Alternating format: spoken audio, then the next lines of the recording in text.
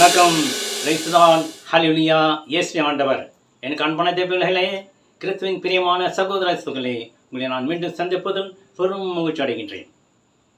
இந்த செய்தியானது இயேசு அழைக்கின்றார், ஆண்டவர் அழைக்கின்றார். யார் கூப்பிடுறது? யார் அழைக்கிறார்? சிஎம் விஜய் அழைக்கிறாரா? தனுஷ்குமார் அழைக்கிறாரா? சூர்யா அழைக்கிறாரா? நயன்தாரா அழைக்கிறாங்களா? யார் நம்மை அழைக்கிறார்? ஆண்டவராகிய இயேசு கிறிஸ்தான் நம்மளை அழைக்கின்றார். ஆண்டவராகிய இயேசு கிறிஸ்தான் என்னையும் உங்களையும் அழைக்கிறார், கூப்பிட்றாரு. ஆனால் நாம் என்ன பண்ணுறோம்? காது கேட்காத மாதிரி போயிட்டு இருக்கிறோம். காது கேட்காத மாதிரி போயிட்டே இருக்கிறோம். ஆண்டவர் நம்ம அழைக்கின்றாரு, திரும்பி பார்க்கல. ஏன் பார்க்க முடியல? அவர் குரல் உங்களுக்கு தெரியல. அவர் குரலை உங்களுக்கு தெரியல. இதே உங்கள் ஃப்ரெண்டு கூப்பிட்றான், ஆல்பட்டுன்னு கத்துவான், டக்குன்னு திரும்பி பார்க்கீங்க. சகாய் மாதிரின்னு கத்துறாங்க, உடனே திரும்பி பார்க்குறேன். ஏன் திரும்பி பார்க்குற? அந்த குரல் உங்களுக்கு பழக்கமான குரல். பழக்கமான குரல்னால உடனே திரும்பி பார்க்குறீங்க. ஆண்டவர் குரலுக்கு உங்களுக்கு பழக்கம் இல்லை இல்லையா? அதனால தான் உங்களுக்கு திரும்பி பார்க்க முடியல. அதை தான் சொல்கிறார் ஆண்டவர், என் குரலுக்கு நீ செவி சாய்க்க வேண்டும் என்று சொல்கிறாரு. அப்போ அவர் குரலுக்கு செவி சாய்க்கணும் என்ன செய்யணும்? அவரோட பேசணும். எப்படி உங்கள் ஃப்ரெண்டு கூட ஃபோனில் அடிக்கடி பேசுகிறீங்க, நேராக பேசுகிறீங்க, பழகுறீங்களோ, அதே போல் ஆண்டவர் குரலை கேட்க வேண்டும் என்றால், அவரை கூப்பிடுவதை நாம் செவிகளில் கேட்க வேண்டும் என்றால், அவர் கூட நம்ம எப்படி பேசணும்? எப்படி பேசணும் ஆண்டவர் கூட அப்படின்னு கேட்கக்கூடாது. அதிகாலையிலிருந்து ஆண்டவரை சந்திக்க வேண்டும். சந்திச்சாக்கா அவர் நம்மோட பேசுவார். அவரை புகழ்ந்து பாட வேண்டும், துதிக்க வேண்டும். அப்போ ஆனந்தப்பட்டு அவர் பேசுவார். உடனே பேச மாட்டார், தொடர்ந்து ஜபிக்க வேண்டும். நீங்கள் கேட்கணும், என்னோட பேசுங்க ஆண்டவரே, உங்கள் குரலை நான் கேட்கணும். என் ஃப்ரெண்டு குரலாக கேட்குறீங்க, பேசுகிறான்னு தெரியுது. நீங்கள் கூப்பிட்றது எனக்கு தெரியல, நீங்கள் பேசுறது எனக்கு கேட்கல. நீங்கள் பேசுறதை நான் கேட்கணும், நீங்கள் கூப்பிட்றதை நான் உணரணும், உங்கள் குரலுக்கு செவி சாய்க்கணும் என்று நீங்கள் மன்றாடினால் கண்டிப்பாக ஆண்டவர் உங்களுக்கு செவி சாய்ப்பார். அவர் குரலை வெளிப்படுத்துவார். நீங்கள் மறுமொழி பேசலாம், அவரோடு பேசலாம். ஆமீன். ஹல்லேலூயா. Praise the lord. அதுதான் இன்றைய செய்தி. ஆண்டவர் கூப்பிட்றாரு, கூப்பிட்ட உடனே கேட்டு அவர் சொன்னதை செய்தால் என்னை நன்மை அடைந்தார்கள்.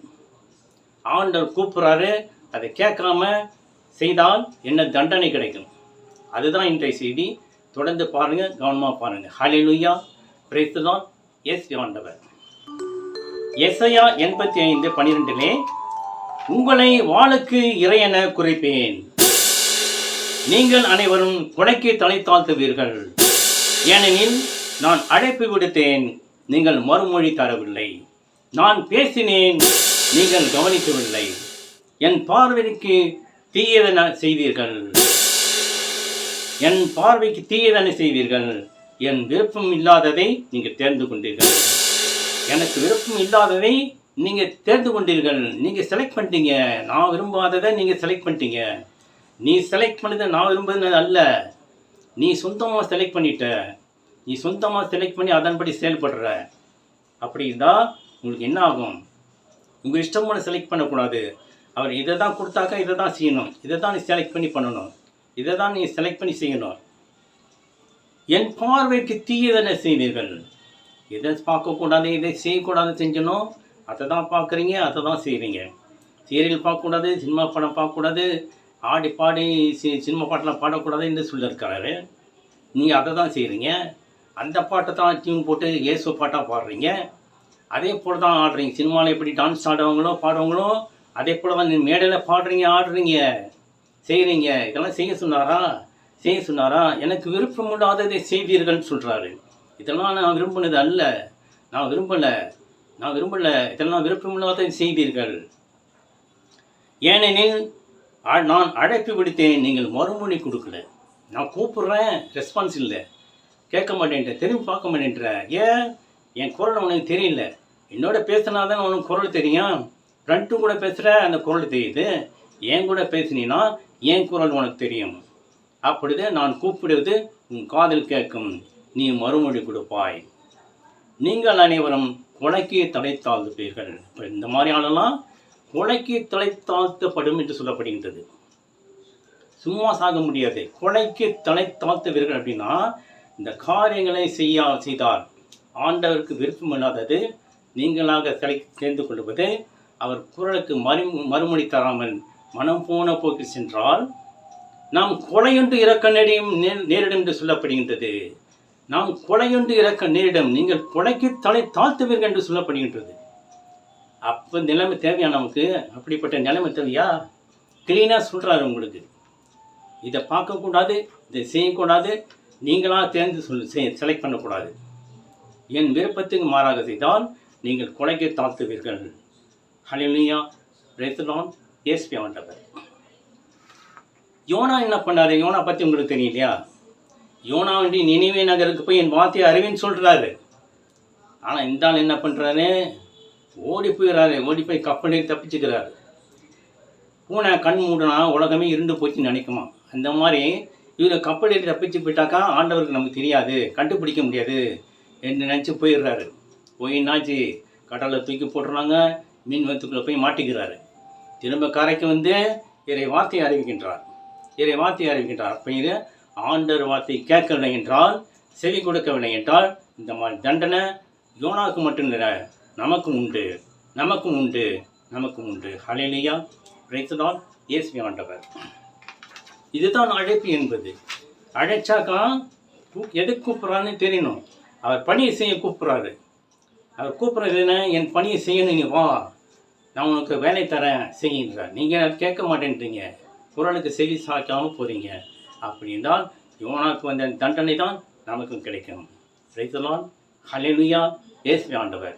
அடுத்து மத்தேயு நற்செய்தி அதிகாரம் 22:3-14 முடிய திருமணத்திற்கு அழைப்பு பெற்றவர்களை கூட்டிக் கொண்டு வருமாறு அவர் தம் பணியாளர்களை அனுப்பினார். அவர்களோ வரவில்லை. மீண்டும் அவர் வேறு பணியாளரிடம், நான் விருந்துக்கு ஏற்பாடு செய்து கொடுத்த கன்றை அடித்து சமையலெல்லாம் தயாராகி உள்ளது, திருமணத்துக்கு வாருங்கள் என்றார். ஆனால் அவர்களோ அதை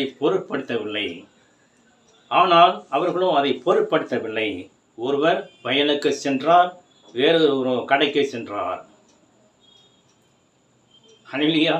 இப்படித்தான் இன்னைக்கு நம்ம இருக்கிறோம். ஆண்டவர் நம்ம கூப்பிட்றாரு, அப்புறம் பார்த்துக்கலாம், முதல்ல நம்ம வேலை தான் முக்கியம். அந்த வேலை முடிக்கணும், இதை முடிக்கணும், அந்த வீடு கட்டணும், அந்த கடைக்கு போகணும், இந்த பிஸ்னஸ் பண்ணணும், இது சம்பளம், இப்படித்தான் நம்ம செய்கிறோம்.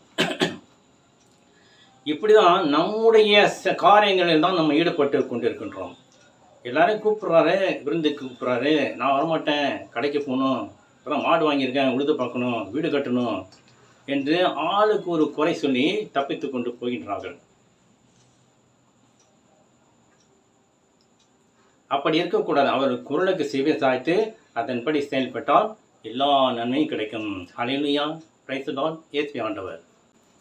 அரசர் அவரை பார்த்து, தோழா, திருமண ஆடையின்றி எவ்வாறு உள்ளே வந்தாய்? திருமண ஆடையின்றி எவ்வாறு உள்ளே வந்தாய் என்று கேட்கிறார். அவனோ வாயடைத்து நின்றான், பேச முடியல. அரசர் உடனே தம் பணியாளரிடம், அவனுடைய கைகளையும் கால்களையும் கட்டி புறம்பேயுள்ள இருளில் தள்ளுங்கள், அங்கே அழுகையும் அங்கலாய்ப்பும் இருக்கும் என்று சொல்லப்படுகின்றது. ஹல்லேலூயா. இதெல்லாம் எங்கே இருக்கும்? நரகத்தில் தான் இருக்கும். புறம்பே உள்ள இருளில் தள்ளுங்கள், அங்கே அழுகையும் அங்கலாய்ப்பும் இருக்கும். ஏன் இருக்கும்? திருமண ஆடையின்றி வந்துட்ட. திருமண ஆடைன்னா டாக்டருக்கு ஒரு ஆடை இருக்குது, போலீஸ்காரருக்கு ஒரு ஆடை இருக்குது, மிலிட்ரிக்காரனுக்கு ஒரு ஆடை இருக்குது, ஸ்கூலில் பசங்களுக்கு யூனிஃபார்ம் இருக்குது. எல்லாருக்கும் ஒரு ஆடை கொடுத்து, இதுதான் போலீஸ்காரர், டாக்டர், ஸ்டூடெண்ட்டு, மிலிட்ரிக்காரர், வாட்ச்மேன் என்று நாம் அறிந்து கொள்கின்றோம். அந்த ஆடை எதற்கு கொடுக்கப்பட்டுள்ளது? அதை அறிந்து கொள்ள வேண்டும் என்பதற்காக. ஆனால் இன்றைக்கி நாம் என்ன பண்ணுறோம்? கலராக ட்ரெஸ் போட்டுக்கிறோம். நற்செய்தி வாசிக்க வேண்டும் என்றால் என்ன செய்யணும்? நமக்கு ஒரு ஆடை உள்ளது, அதுதான் வெந்நீர் ஆடை கொடுக்கப்பட்டுள்ளது. நாம் என்ன பண்ணுறோம்? நம்மளை பார்க்கணும், நம்மளை ரசிக்கணும் அப்படிங்கிறதுக்காக கலராக ட்ரெஸ் போடுறோம், பட்டுப்புடவை கட்டிக்கிறோம், லிப்ஸ்டிக் போட்டுக்கிறோம், தலையை விரித்து போட்டுக்கிறோம். இப்படியெல்லாம் பண்ணிவிட்டு நற்செய்தியை அறிவிக்கிறோம். இப்படி செஞ்சாக்கா ஆண்டவர் ஏற்றுப்பாரா? அதுதான் கைகளையும் கால்களையும் தட்டி புறம்பே தள்ளுங்கள், திருமண ஆடையின்றி எவ்வாறு உள்ளே வந்தாய்? நான் சொன்ன ஆடையை விட்டு மனப்பூன இஷ்ட கலர் கலராக ட்ரெஸ் போட்டிருக்க, இப்படிலாம் பண்ணிவிட்டு நீ நற்செய்தி அறிவியா? அது ஆண்டவர் ஏற்றுக்கொள்வாரா? உன்னை ஆசீர்வதிப்பாரா? நீ சொல்கிற செய்தியாக மக்களுக்கு போய் சேருமா? உன்னை தான் பார்ப்பாங்க, உன்னை தான் ரசிப்பாங்க. அது தேவையா உனக்கு? உன்னை ரசிப்பதற்கும் உன்னை பார்ப்பதற்கும் நீ நற்செய்தி அறிவிக்கணுமா? உனக்கென்று ஒரு ஆடை உள்ளது. இல்லை என்றால் அந்த திருமண ஆடை என்று இவ்வாறு உள்ளே வந்தாய் புறம்பே தள்ளப்பட்டது. அதே போல் நமக்கென்று ஒரு ஆடை உள்ளது. சர்ச்சில் பாத்திரங்க இருக்காங்க, அவங்களுக்கு ஒரு ட்ரெஸ் இருக்குது. ஜீன்ஸு பண்ணு டையும் கட்டி இதில் பூசை வச்சாக்கா ஒத்துப்பாங்களா? திருப்பதி போனால் முடியுமா? செய்ய முடியுமா?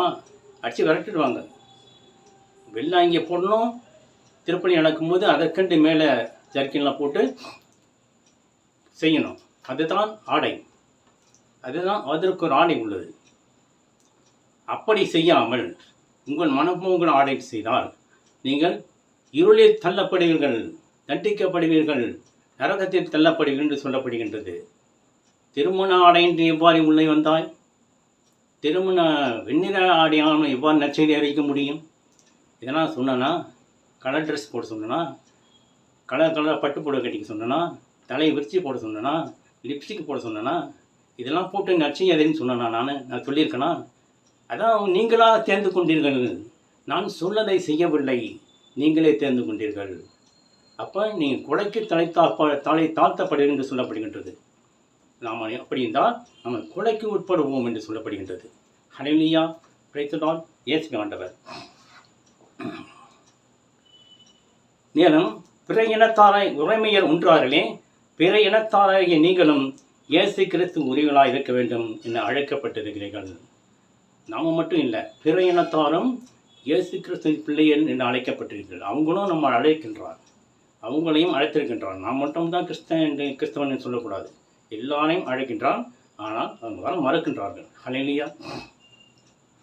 எபிரேயர் 5:4 மேலும் யாரும் இம்மாதிரியான மதிப்புக்குரிய பணியை தாமே தெரிந்து கொள்வதில்லை. ஆரோனுக்கு வந்தது போன்று கடவுளிடம் வந்து அழைப்புகள் தனியெடுக்கலாம். பைபிள் கொடுக்கணும்னா இன்னைக்கு அப்படி தான் நடக்குது. அப்போ அதான் இங்கே சொல்லப்படுங்க. மேலும் இம்மதிப்புக்குரிய பணியை தாமே தெரிந்து கொள்ள முடியாது. நீங்களாம் செலக்ட் பண்ண முடியாது, செய்ய முடியாது. இந்த வேலை செய்ய முடியாது, கஷ்டமான வேலை. அவர் தேர்ந்து கொண்டு தம் பணியாளர்களை ரெடி பண்ணி நடத்துவார், வழி நடத்துவார். அவர் அழைப்பார், அவர் குரலுக்கு செவி சாய்த்து நீ இந்த பணியை செய்ய நம்மிடம் ஒப்படைப்பார். அதில் பல துன்பங்கள் வரும், கஷ்டங்களும் வேதனைகள் வரும். எல்லாத்தையும் தாங்கி கொண்டு அந்த பணியை செய்ய வேண்டும். ஏனென்றால் கொடுக்கும் பொழுதே இவன் எல்லாம் தாங்குவான் இந்த பணி செய்யறதுக்கு என்று கொடுப்பார். அதை நம்பி நாம் செய்ய வேண்டும். அதுதான் ஆரோனுக்கு அழைப்பு வந்து கொண்டு அழைப்பு வர வேண்டும். அவர்களே நற்செய்தி அறிவிக்க முடியும். மாறாக தாமாக தெரிந்து கொண்டால் நரகத்தில் தள்ளப்படுவோம், கொலைக்கு தாழ்த்தப்படும் என்று சொல்லப்படுகின்றது. ஹல்லேலூயா, பிரைஸ் தி லார்ட், இயேசு ஆண்டவர். எனக்கு அன்பான பிள்ளைகளே, நமக்கும் இன்றைக்கி அப்படி தான் அழைப்பு கொடுக்குறாரு. நாம் செவி சாய்க்காமல் போகிறோம். ஃப்ரெண்ட்ஸுங்கெல்லாம் கூப்பிட்டாக்கா உடனே திரும்பி பார்க்குறீங்க. பழக்கமான குரல், ஆளுடன் பழகி பார்க்க வேண்டும். அவர் குரலை தெரிந்து கொள்ள வேண்டும். அப்பொழுது அவர் நம்மை அழைப்பார். அவர் குரலுக்கு செவி சாய்த்து நாம் மறுமொழி கொடுக்கலாம். அப்பொழுது நம்ம ஆசீர்வாதமாய் பெற அவருடைய ஆசீர்வாதத்தை பெற்றுக்கொண்டு வளமுடன் வாழ முடியும். ஹல்லேலூயா, பிரைஸ் தி லார்ட், இயேசு ஆண்டவர். இப்பொழுது உங்களுக்காக ஜெபிக்க போகின்றேன். எங்கள் அன்பான தந்தை இறைவா, போற்றுகிறோம், துதிக்கின்றோம், ஆராதிக்கின்றோம். இந்த செய்தியை பார்த்து கொண்டிருக்கும் அனைவரையும் ஆசீர்வதித்துள்ளோம். நீர் கூப்பிட்ட குரலுக்கு செவி சாய்க்காமல் நண்பர்களுடைய குரலுக்கு செவி சாய்க்கின்றார்கள். ஏனென்றால் அவர்கள் குரல் பழக்கமானது. ஆனால் உம்மிடம் பழகாமல் உம்முடைய குரலை அறிந்து கொள்ளாமல் இருக்கின்றார்கள். ஆகவே உம்முடைய குரலை அறிந்து கொள்ள உம்முடைய பழக வேண்டும், உம்முடன் பேச வேண்டும். அப்படி செய்து இந்த மக்களை ஆசீர்வித்து உம்முடைய குரலுக்கு செவி சாய்க்குமாறு இவர்களை ஆசீர்வதிக்க முடியாத உம்மிடம் மன்றாடுகிறோம். இந்த மன்றாட்டுகளை எல்லாம் எங்கள் ஆண்டவராகிய இயேசு கிறிஸ்துவின் வழியாக ஏறெடுக்கிறோம். எங்கள் அன்புள்ள ஜீவனுள்ள நல்ல தந்தையே, ஆமேன்.